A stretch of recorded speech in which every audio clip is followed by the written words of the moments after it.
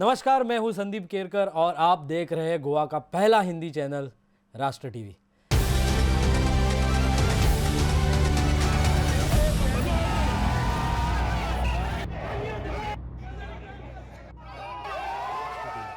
झड़पी election के कल ही हमने देखा रिजल्ट्स और उस हिसाब से रिजल्ट्स अगर आप देखते हो तो वोट शेयर जो हम अगर पहले से शुरू करते हैं, सबसे पहले जो वोट शेयर की बात करते हैं कि बीजेपी सबसे बड़ी पार्टी जानी जाती है और बीजेपी के साथ बीजेपी ने इस बार एमजीपी के साथ अलायंस किया था।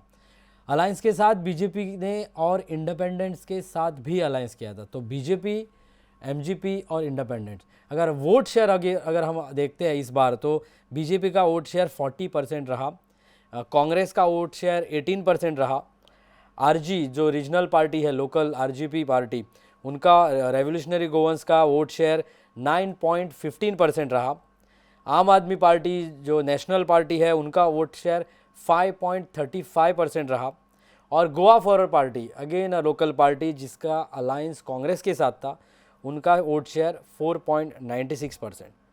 रिजेक्टेड वोट्स भी बहुत रहे इस बार क्योंकि नोटा नहीं था, इस पे बैलेट पेपर पे वोटिंग हुई थी। और ओवरऑल अगर आप देखते हो तो ऑलमोस्ट 30% के आसपास, 25 to 30% के आसपास रिजेक्टेड वोट्स भी रहे। तो अगर ओवरऑल हम अगर देखते हैं वोट शेयर तो बीजेपी का वोट शेयर 40% रहा। अभी बीजेपी का वोट शेयर 40% कैसे रहा? 29 सीटों पे बीजेपी जीती है। BJP got total 29 seat. उनका अलायंस था एमजीपी के साथ, तो एमजीपी 3 जगह पे लड़ी थी जहाँ पे बीजेपी ने एमजीपी को सपोर्ट किया था। तो वो तीनों सीट एमजीपी ने सक्सेसफुली एमजीपी वहाँ पे जीती है। तो बीजेपी के 29 स्टैंड अलोन, उनके साथ एमजीपी के 3 कैंडिडेट, सो एंड इंडिपेंडेंट एक कोरतालीम जहाँ के जो एमएलए है अंतोन वाज, वहाँ उनका कैंडिडेट इंडिपेंडेंट था क्योंकि Anton was was also independent, तो वो एक कैंडिडेट सपोर्टेड बाय बीजेपी था। तो 29 बीजेपी, 3 एमजीपी और एक इंडिपेंडेंट, कुल मिला के 33 सीट्स, जो 33 आंकड़ा आप देख रहे हो वो इन तीनों के अलायंस के बाद 33 सीट्स मिले। कांग्रेस की अगर बात करते हैं तो last time it was 4 seats थे, अभी कांग्रेस 10 सीट पे चली गई है, तो almost double the seats. Salcete पे कांग्रेस का राज आपको देखने को मिला। यूरी आलेमाव जो अपोजिशन लीडर है वो सालसेट से है, लेकिन 3 एमएलएज कांग्रेस के जो भी आप देखोगे, एल्टन केपे के एमएलए है, यूरी आलेमाव है और एक नॉर्थ के कैंडिडेट जो है वो भी कांग्रेस के है। लेकिन सालसेट में हमने देखा कि कांग्रेस का दबदबा रहा और कांग्रेस सालसेट में सक्सेसफुल रही। ये हमें सिचुएशन दोनों चीज़ में मिली। लोकसभा इलेक्शन में भी ऐसा रहा क्योंकि विरियाटो जो कांग्रेस के एमपी है वो साउथ गोवा से है और नॉर्थ गोवा बीजेपी श्रीपाद नाइक जी है जो नॉर्थ गोवा से है। अभी झड़पी इलेक्शन के लिए भी यही हमें देखने मिला कि साउथ गोवा कांग्रेस और नॉर्थ गोवा बीजेपी दोनों तरफ से। अभी अपोजिशन लीडर ने पूरा स्ट्रेंथ अपना साउथ गोवा में डाला, वो देखने को मिलता है और साउथ गोवा उन्होंने ऑलमोस्ट कैप्चर किया है। लेकिन अपोजिशन लीडर को ये भी देखना चाहिए कि opposition leader is not only of south Goa, वो पूरे गोवा के अपोजिशन लीडर है, so he needs to work on north Goa also. Goa forward Party जो एक कैंडिडेट, एक एमएलए के साथ विजय सरदेसाई जो सबको पता है, उन्होंने स्ट्रेटेजी लड़ी, वो सबसे पहले अलायंस के लिए आगे बढ़े। उनके साथ जो आरजी रेवोल्यूशनरी गोवन के लीडर मनोज परब दोनों साथ में आए। पहले बार जब मोपा एयरपोर्ट पे जब प्रोटेस्ट हुआ वहाँ पे वो दोनों साथ में है, वहाँ से बातें शुरू हुई और उसके बाद अलायंस महागठबंधन की बात हुई। लेकिन महागठबंधन सिर्फ विजय सरदेसाई के साथ ही रहा। Goa forward 1 MLA and all Congress MLA साथ में मिलके उन्होंने गठबंधन किया। फिर भी गोवा फॉरवर्ड को उन्होंने 9 सीटें दी और बाकी सीटें कांग्रेस के पास रही। 9 में से गोवा फॉरवर्ड ने 2 जगह पे फिर भी फ्रेंडली फाइट की। अब ये फ्रेंडली फाइट नया वर्ड था। फ्रेंडली फाइट के रिजल्ट्स भी हमने देखे कि फ्रेंडली फाइट डजंट वर्क। हालांकि फ्रेंडली फाइट्स ने बीजेपी को रिजल्ट्स अच्छे दिए। तो क्या ये फ्रेंडली फाइट जानबूझ के किए थे या friendly fight it was experiment by Congress and BJP, Congress and Goa Forward? तो फ्रेंडली फाइट ये 2 प्लेस पे थी, उसके बाद 9 प्लेसेस, लेकिन गोवा फॉरवर्ड ने एक ही सीट लिया जो था राया। लेकिन रिवोना में गोवा फॉरवर्ड ने टफ फाइट दी जहां बीजेपी के कैंडिडेट जीते थे। 2 सीट्स आरजी के मिले। अगर गोवा फॉरवर्ड कांग्रेस अगर हम देखते हैं तो दोनों का अलायंस था, फिर भी Goa Forward has seen that उनका भी स्टेटस पूरे गोवा में उन्होंने टेस्ट किया, they have tested the water Congress के साथ मिलके। और अभी Goa forward Party pre align, उनका already pre align, they're associated with Congress with pre align, लेकिन अभी आगे बढ़ते देखते हैं कि 2027 में गोवा फॉरवर्ड अलायंस के साथ ही जाते हैं या स्टैंड अलोन जाते हैं। आरजी ने अपना पूरा फोर्स लगा के Viresh Borkar, he has proved him right कि आरजी ने वीरेश बोरकर सांतांद्रे कॉन्स्टिट्यूएंसी में और सांता क्रूज कॉन्स्टिट्यूएंसी में, दोनों में जो उनके सीट थे आरजी के, दोनों बहुत ही अच्छे फिगर्स में आगे बढ़े हैं। आरजी ने ऑलमोस्ट 5 to 6,000 लीड लेके आरजी वहाँ जीती है। Almost more than 5,000 seat RG को मिले हैं Revolutionary Goans. So Viresh Borkar is in safe hand, जहाँ सांता क्रूज कॉन्स्टिट्यूएंसी से वीरेश बोरकर हैं। उसके आगे आरजी की बात हुई, कांग्रेस की बात हुई, बीजेपी ने तो 40% शेयर ले लिया है। Aam Aadmi Party has had a very bad setback. In fact Kejriwal ji Goa में आए थे और उन्होंने हर जगह पे ऑलमोस्ट ऑल द प्लेसेस आम आदमी पार्टी ने कॉन्टेस्ट किया था। Is this Kejriwal coming to Goa has impacted? मुझे नहीं लगता है, क्योंकि आम आदमी पार्टी इस बार इंडिपेंडेंट जाने से उनको बहुत सेटबैक्स मिला है। हालांकि उनके 2 एमएलएस थे, 2 विधायक थे, वेलिम कॉन्स्टिट्यूएंसी और बेनावलिम कॉन्स्टिट्यूएंसी। बेनावलिम कॉन्स्टिट्यूएंसी वेंजी का जो एक सीट था, ही हैज़ अचीव्ड दैट, एक तो सीट उन्होंने रखा कंटिन्यू, लेकिन वेलिम कॉन्स्टिट्यूएंसी हाथ से निकल गई। वहाँ पे कांग्रेस के कैंडिडेट जीते, क्योंकि शायद लगा होगा लोगों को कि जहाँ केजरीवाल गोवा में आए तो वो बीजेपी में बात किया उन्होंने, लेकिन कांग्रेस पे भी हल्ला बोला। तो क्या ये ठीक था? Is was the negativity which is created. तो बीजेपी और कांग्रेस के बीच आम आदमी पार्टी ने जहाँ फुल फ्लैश अपने पूरे कैंडिडेट्स डाले थे, वहाँ आम आदमी पार्टी को डैमेज हुआ वेली कॉन्स्टिट्यूएंसी में कम्प्लीटली, जहाँ क्रूज सिल्वा वॉज आम आदमी पार्टी एमएलए। लेकिन दूसरी बार Venzy was very strong candidate, फिर भी एक कैंडिडेट कांग्रेस को वहाँ गया, और वो भी बेनावली कॉन्स्टिट्यूएंसी, बेनावली का कैंडिडेट गया। That is again a thinking process कि ये जो कॉन्स्टिट्यूएंसी पूरी वेंजी के पास थी, वहाँ पे भी डैमेज कैसे हुआ। तो एक ही एमएलए आम आदमी पार्टी का आया। सो अगर हम देखते हैं कि बीजेपी के 40%, कांग्रेस 18%, आरजी 9%, आम आदमी पार्टी 5% और गोवा फॉरवर्ड 4%। अगर परसेंटेज की बात करते हैं तो आई थिंक ओवरऑल ग्रोथ अगर हो, कांग्रेस का ग्रोथ है और आम आदमी पार्टी के वोट शेयर बहुत गिरे हैं। RG has also retain the thing और Goa forward Party has started their way. So ये सब अगर हम टेस्ट करते हैं, सबसे ज़्यादा अगर किसी को वोट किसी ने अपना कॉन्स्टिट्यूएंसी में प्रूव किया है तो वो है विश्वजीत राणे। अगर हम 70 से आते हैं बॉर्डर, तो वहाँ पे दिव्या राणे और विश्वजीत राणे दोनों बहुत स्ट्रॉन्ग कैंडिडेट हैं। It is as I always say, it is not elected, it is selected. More than 10 to 13-14,000 का ग्रोथ था, वहाँ पे लीड थी, और विश्वजीत राणे ने और एक बार प्रूव किया। और 70 तालुका 2 कॉन्स्टिट्यूएंसी में बीजेपी को बहुमत से वहाँ पे उन्होंने जिताया है। उसके बाद अगर साकली कॉन्स्टिट्यूएंसी, सीएम की कॉन्स्टिट्यूएंसी अगर हम देखते हैं, तो सीएम की कॉन्स्टिट्यूएंसी में पाली जो झड़पी है, वहाँ पे सीएम ने भी 10,000 लीड से दिखाया कि उनका भी साखली कॉन्स्टिट्यूएंसी का दबदबा उन्होंने विश्वजीत राणे के साथ टक्कर देते हुए इस बार दिखाया कि सीएम का वहाँ पे कितना प्रेशर है, कितना उनका वहाँ पे भी वर्चस्व है। तो सीएम के कॉन्स्टिट्यूएंसी से भी 10,914 वोट से वोट उनको वहाँ पे पाली कॉन्स्टिट्यूएंसी में मिले हैं। उसके बाद अगर बिचौली कॉन्स्टिट्यूएंसी में हम अगर आते हैं, तो वहाँ पे क्लीन स्वीप बीजेपी की है।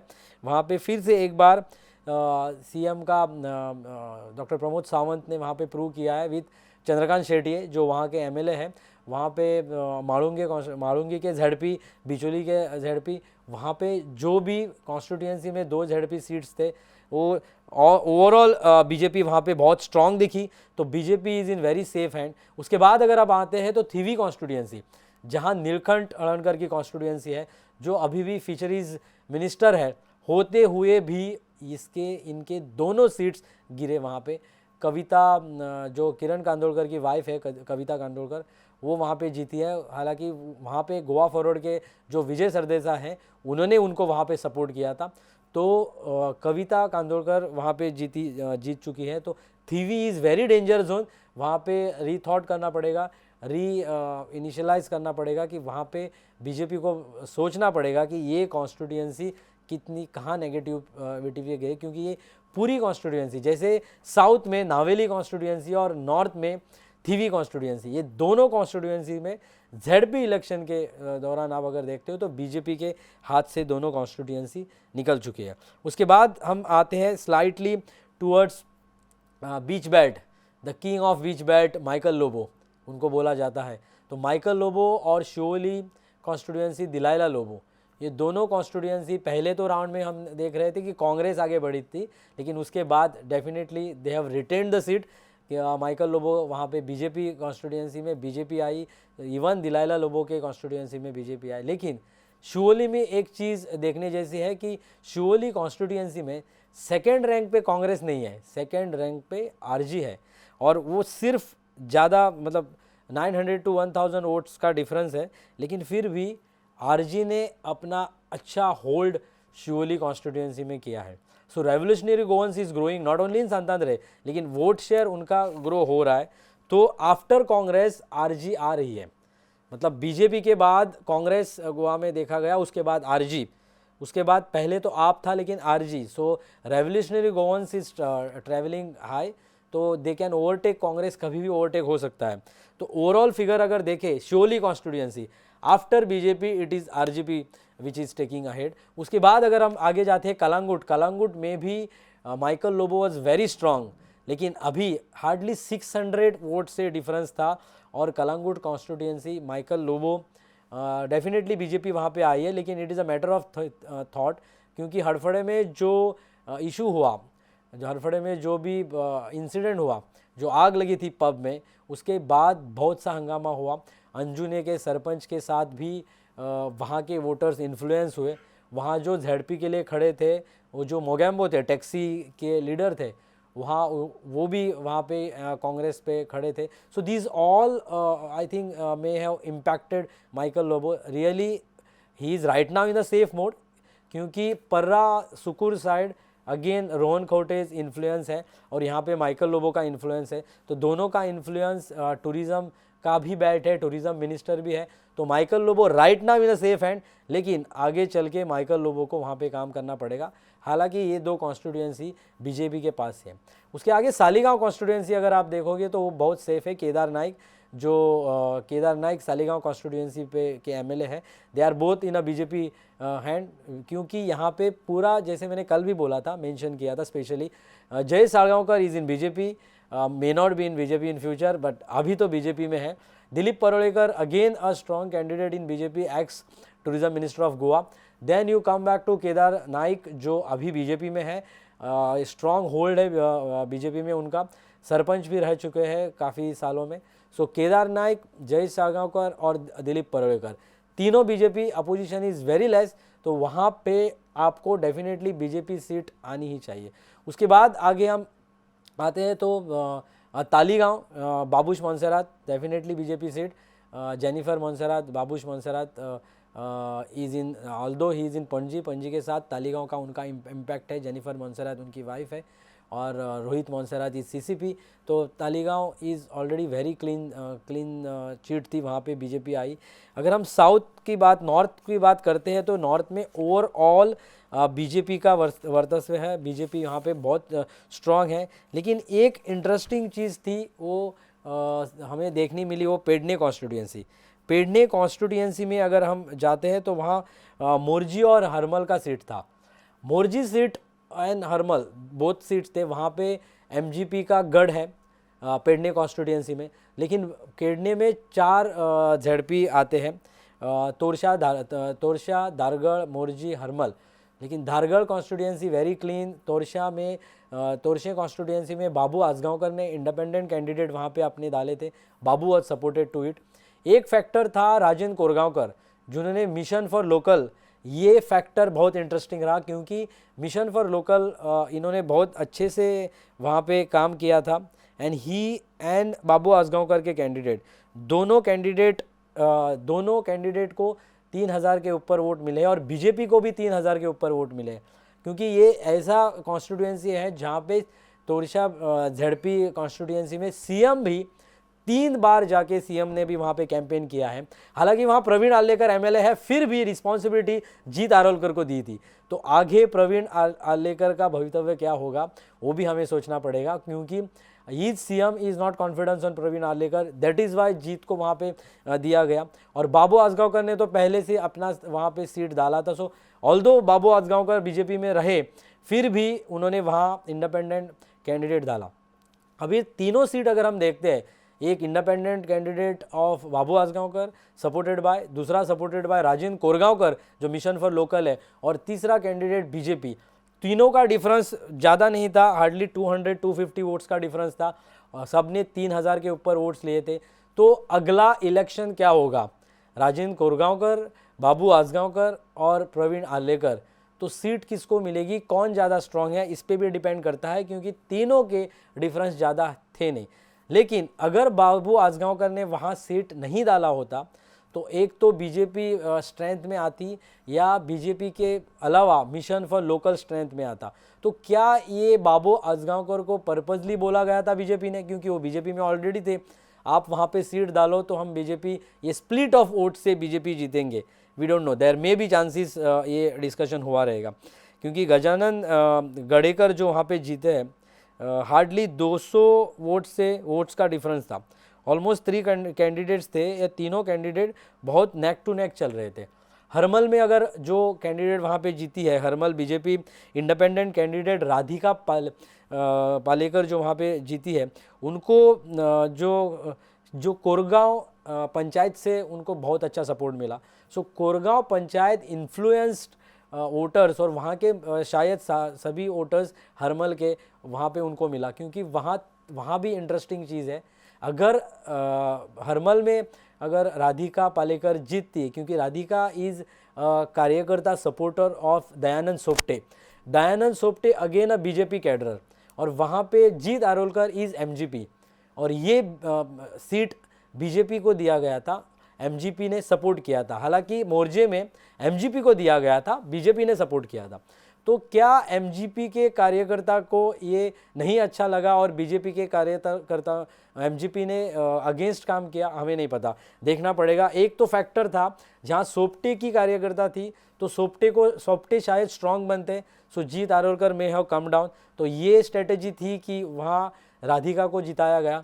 और दूसरी बात ये थी कि ना बीजेपी ना एमजीपी चलो इंडिपेंडेंट को सपोर्ट करते हैं, और राधिका हैज़ वोन हरमल सीट। मोर्जे की अगर बात करते तो वहाँ डेफिनेटली एमजी का कैंडिडेट जीत सपोर्टेड, सिटिंग एमएलए जीत, तो दोनों फैक्टर है। तो वहाँ पे बहुसंख्य से, मतलब इन वेरी गुड मार्जिन वहाँ पे राधिका जीती है।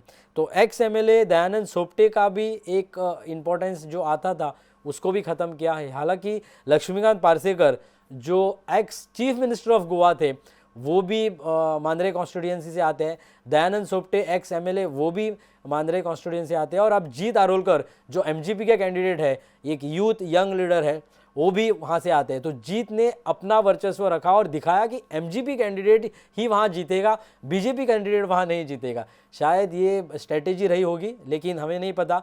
लक्ष्मीकांत पार्सेकर कभी भी बीजेपी के लिए वहाँ उन्होंने कॉन्टेस्ट किया, कैंपेन किया नहीं दिखा। हालांकि he is very supportive BJP थे, लेकिन उनको लास्ट असेंबली इलेक्शन में टिकट नहीं दिया गया। तो इंटरनल साइलेंट वोटर कहाँ चले गए ये आपको पता ही होगा after the results, what I am trying to tell. तो पेडने एंटायर कॉन्स्टिट्यूएंसी, धारगढ़, तोरशे, मोर्जे, हरमल, ये दोनों जो जेडपी सीट, चारों जो जेडपी सीट थे, वेरी इंटरेस्टिंग था। धारगढ़ अगर अब हम छोड़ते हैं तो तोरशे में इंटरेस्टिंग भाग रहा, मोर्जे में भी एमजीपी रिजल्ट्स है, इंटरेस्टिंग भाग रहा, और हरमल भी इंडिपेंडेंट कैंडिडेट जीते, उसका भी पीछे स्टोरी हमने बताई, तो शायद वो भी इंटरेस्टिंग पार्ट रहा होगा। उसके बाद अगर हम जाते हैं ओवरऑल, मुझे लगता है नॉर्थ गोवा हमने ऑलमोस्ट कवर हम कर चुके हैं। हम आते हैं तो आगे बढ़ते हैं, तो नॉर्थ गोवा बॉर्डर पेडणे, सत्तरी बॉर्डर विश्वजीत राणे बीजेपी को दिया है। और नीचे खोला हम चाहते हैं सीधा कानकोण में। कानकोण अगर हम चले जाते हैं, कानकोण साउथ गोवा बॉर्डर पे, वहाँ पे रमेश तवड़कर जो अभी के स्पोर्ट्स मिनिस्टर है, and he is also speaker, पहले हमारे गोवा के स्पीकर थे। वहाँ पे खोला जो झड़पी इलेक्शन का सीट है, वहाँ रमेश तवड़कर नहीं ला पाए सीट, वहाँ कांग्रेस सीट आई जो रमेश तवड़कर को सेटबैक था। इनफैक्ट कानकोण और कैपे बाबू कवड़ेकर हैज़ ऑल्सो सपोर्टेड, क्योंकि बाबू कवड़ेकर और रमेश तवड़कर अच्छे दोस्त हैं, उन्होंने साथ में यहाँ पे सपोर्ट किया था। Quepem was a Congress led by Elton, और यहाँ पे Babu Kavlekar was a ex MLA of Quepem. और कानकोण कॉन्स्टिट्यूएंसी में खोला भाग Ramesh Tawadkar, it was may be the factor, क्योंकि इजुदोर फर्नांडिस जो है, जो एक्स MLA कानकोण के हैं, उन्होंने इलेक्शन के पहले जो अलायंस टूटा वो इजुदोर फर्नांडिस गोवा फॉरवर्ड में चले। जब वो गोवा फॉरवर्ड में उन्होंने अपनी एंट्री की, उसके बाद बाय डिफ़ॉल्ट कांग्रेस के अलायंस वहाँ पे था। सो दैट फैक्टर में भी इन्फ्लुएंस पीपल, क्योंकि खोला जो एरिया है वहाँ एरिया में इजुदर के इन्फ्लुएंस लोग बहुत है, Isidore Fernandes, although he is not a active politician right now, लेकिन उन्होंने अपना वहाँ पे वर्चस्व दिखाया। और देर में भी चांसेस कि इसके बाद कांग्रेस या गोवा फॉरवर्ड इजुदर फर्नांडिस में कॉन्टेस्ट इन 2027। तो एक सीट बीजेपी के लिए वहाँ सेटबैक है। इनफैक्ट रमेश तवड़कर जी जो मिनिस्टर भी है, उनके लिए भी वो सेटबैक रहा।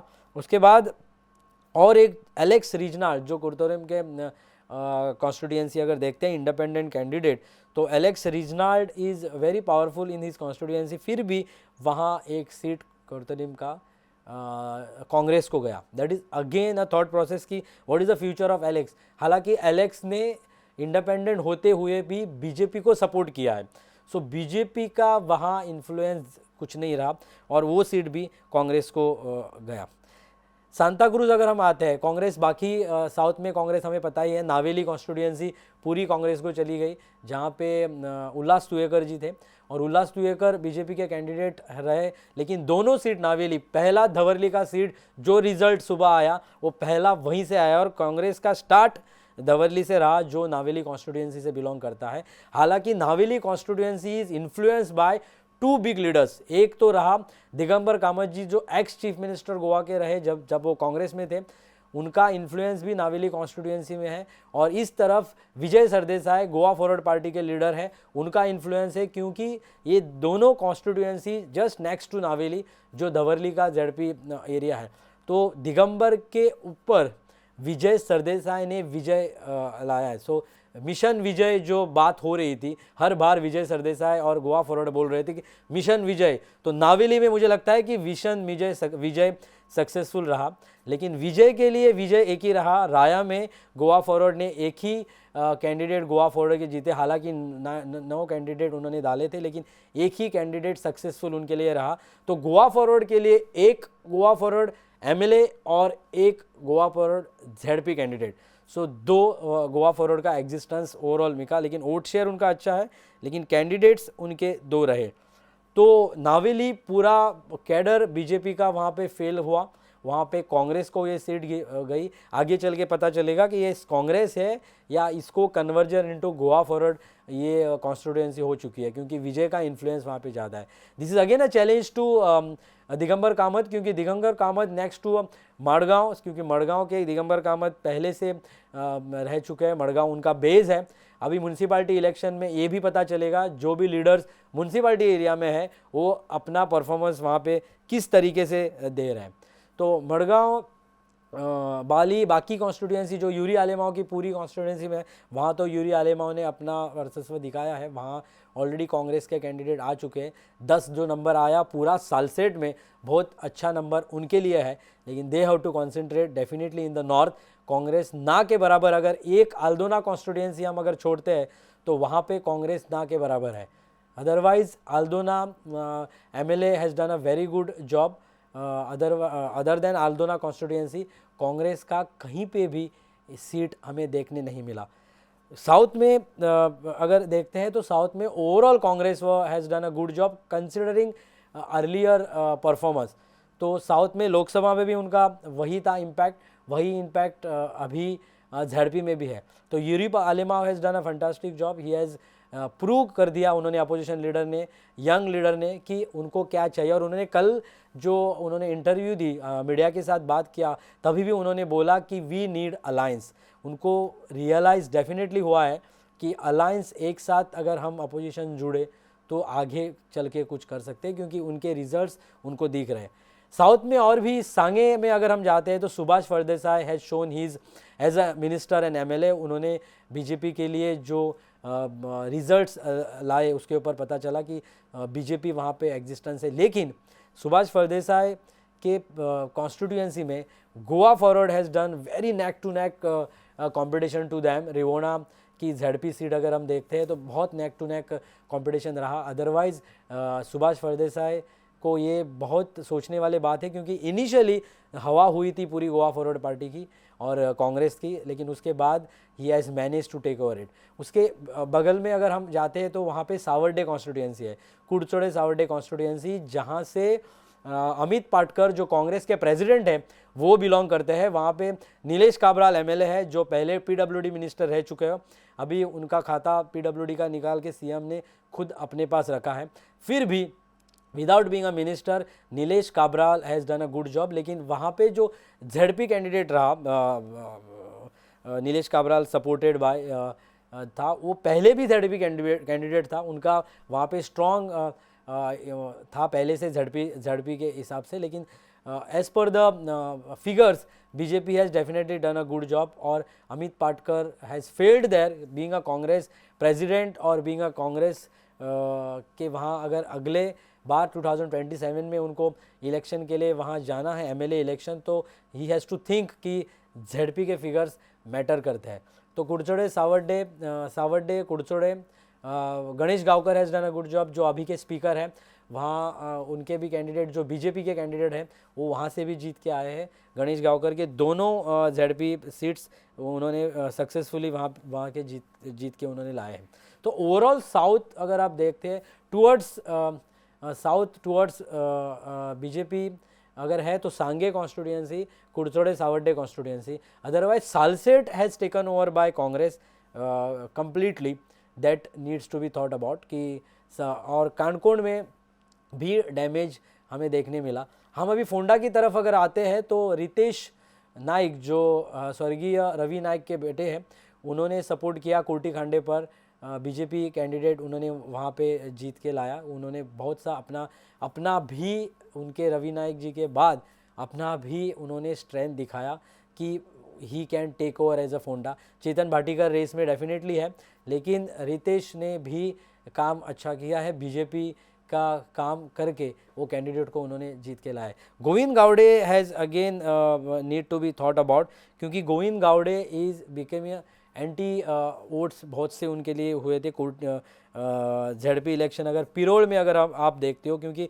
वहाँ पे भी बीजेपी ने अपना वोट शेयर किया था, बीजेपी और एमजीपी दोनों का जो अलायंस है वो हमें पिरोल में देखने मिला।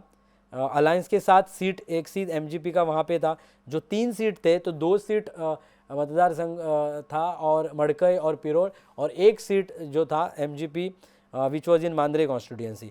तो वहाँ पे एमजीपी के साथ जो अलायंस हुआ था वहाँ पे हमें देखने मिला कि पंचायत सेटबैक डेफिनेटली गोविंद गावड़े को मिला। वहाँ Govind Gawde has independent candidate था, वो जीते, और गोविंद गावड़े के कैंडिडेट जो बीजेपी का वहाँ पे दिखाना चाहिए था वर्चस्व गोविंद गावड़े के साथ, he has failed that to show. लेकिन जो इंडिपेंडेंट कैंडिडेट था, जो again MGP internally MGP candidate था ऐसे बोला जाता है, so MGP has shown his power through independent candidate there, but it was not officially done, but it was definitely a setback to Govind Gawade where उनका candidate वहाँ से जीत के नहीं आया। सो ओवरऑल अगर हम देखते हैं तो Congress has taken over as Salcete area internally, close margin अगर हम देखते हैं तो every fight entire thing if you see, then Congress has taken over in Salset and BJP has taken over in north Goa south Goa split करते हैं। तो मैं नहीं बोल रहा हूँ कि पूरा साउथ गोवा कांग्रेस के पास चला गया है, सालसेट एरिया बाकी तो बीजेपी के साथ है। That is why the figure came into 33, 29 direct BJP, 3 MGP, जहाँ सुदीन ढवळीकर टॉल लीडर है। सुदीन ढवळीकर के साथ उनके पार्टी प्रेसिडेंट दीपक ढवळीकर भी है, और दीपक ढवळीकर, सुदीन ढवळीकर और Jeet who has supported BJP but he is MGP. तो ये तीनों लीडर्स मिलके उन्होंने जो जितने सीट खुद के लिए मांगे थे बीजेपी के साथ, वो तीनों सीट सक्सेसफुली जीत के आए हैं। So MGP is again a strong with alliance with BJP. तो वहाँ पे कोई हमें we can not see any breach there. लेकिन ओवरऑल मार्जिन अगर देखते हैं तो फैक्टर है बीजेपी का भी जो ग्रोथ है। अगर हम 70 कॉन्स्टिट्यूएंसी और साखड़े कॉन्स्टिट्यूएंसी अगर छोड़ देते हैं, दोनों constituency where there is a pure majority, there is no thought process, भिवपाची गरज ना, जो सीएम का स्टेटमेंट है, तो ये 2 कॉन्स्टिट्यूएंसी अगर हम छोड़ते हैं तो बाकी जगह पे डेफिनेटली भिवपाची गरज असा, जहाँ पे सोचना पड़ेगा। दामू नाईक जी जो प्रेसिडेंट है उनको भी सोचना पड़ेगा, क्योंकि एक चीज़ है जो एसआईआर के बाद एसआईआर के वोटर्स जो है वो ऑलमोस्ट 1 लाख वोटर डिलीशन पे जाएंगे। अगर ये 1 लाख वोटर ने अभी कांग्रेस को वोट किया है तो कांग्रेस सालसेट ये वोटर से सालसेट से जीती है, then it is a alarm to them. अगर इन्होंने बीजेपी को वोट किया है तो कौन से एरिया से बीजेपी को वोट किया है, ये डिफरेंस भी देखने की ज़रूरत है। और RG who has grown definitely now, तो उनके लिए भी ये अलार्म है। अगर ये 1 लाख वोटर्स डिलीशन पे चले जाते हैं अप्रॉक्सीमेट, तो फिगर क्या होगा 90,000 टू 1 लाख। तो फिगर 2027 में ये जो भी हम बात कर रहे हैं उससे बिल्कुल अलग होगा। So that is one of the factor which I can say कि SIR which needs to be thought about voters. और दूसरी बात, इस बार वोटर ने ये भी करके दिखाया कि ऐसा नहीं है कि एमएलए है तो चल जाएगा। नीलकंठ हल्दनकर की कॉन्स्टिट्यूएंसी में हमने देखने मिला ये बहुत बढ़िया एग्जाम्पल। और उसके अलावा नावेली कॉन्स्टिट्यूएंसी में उल्लास तुएकर जो केटीसी के चेयरमैन भी है, उनके पास भी देखने मिला कि नहीं, एमएलए है तो चलो उनके साथ हम चले जाएंगे, ये थॉट प्रोसेस नहीं था। और हमें कानकोण में भी देखने मिला कि रमेश तवड़कर वहाँ पे स्पीकर भी थे, मिनिस्टर भी है, art and culture minister, sports minister, उनके पास पोर्टफोलियोज अच्छे स्ट्रॉन्ग पोर्टफोलियोज है, स्ट्रॉन्ग लीडर है, आरएसएस कैडर से है, बीजेपी के हैं। इतना सब होते हुए भी जेडपी का एक कैंडिडेट वहाँ से निकल गया हाथ से। तो ओवरऑल अगर हम देखते हैं तो either it is a party based election, तो पार्टी बेस्ड हुआ, लेकिन वोटर किस तरीके से सोचता है दैट मैटर्स। हमें एक तरफ तो दिखता है कि हम लीडर के साथ है, पार्टी कोई भी हो, लेकिन दूसरी तरफ लीडर के साथ भी नहीं है, पार्टी का भी थॉट प्रोसेस मैटर करता है। बहुत सारे जगहों पे अपोजिशन बहुत लाइट हुआ, बहुत स्ट्रांग नहीं था। बहुत से जगह पे बीजेपी ने अपना कैंडिडेट ही नहीं डाला, साउथ में जो वहाँ पे उनको स्ट्रांग कैंडिडेट नहीं मिला। तो सेमीफाइनल अगर हम देखते हैं तो ZP election is considered to be a semi-final for assembly election. So let us see how it goes. assembly election 2027 सब इंटरेस्टिंग रहेगा, म्यूनसिपालिटी इलेक्शन भी इसके पहले रहेंगे। सो अगला 2027 assembly election ये may not be a semifinal as a ZP election, क्योंकि ZP के फिगर्स बहुत चेंज होने वाले हैं। In spite of having this result, SIR will play a major role. और इसके बाद लोग भी सोचेंगे, इसके बाद एक नए पार्टीज भी आएंगे और दिस ऑल स्ट्रेटेजी में चेंज। लेकिन जितने भी स्कीम्स, जितने भी इश्यूज हुए हैं, जितने भी डबल ट्रैकिंग का इशू हो, कोलसो नाका इशू है, कोल का इशू हो, या अभी नॉर्थ में जितने भी पब का इशू हुआ, बर्निंग इश्यूज जो चल रहे हैं, ये सब इश्यूज कितने लोगों को मैटर करते हैं, ये सब हमें पता होगा। दिस वाज द एनालिसिस जो राष्ट्र टीवी आपके साथ लेके आ रही है, ये एनालिसिस हमने आपको दिया है। लेकिन देखते हैं आगे क्या होगा, और इसके बाद जो भी फीडबैक्स होगा, जो भी इसके इम्पैक्ट होंगे, वो सब लेके हम आपके साथ वापस आएंगे। तब तक देखते रहे आपका अपना चैनल राष्ट्र टीवी।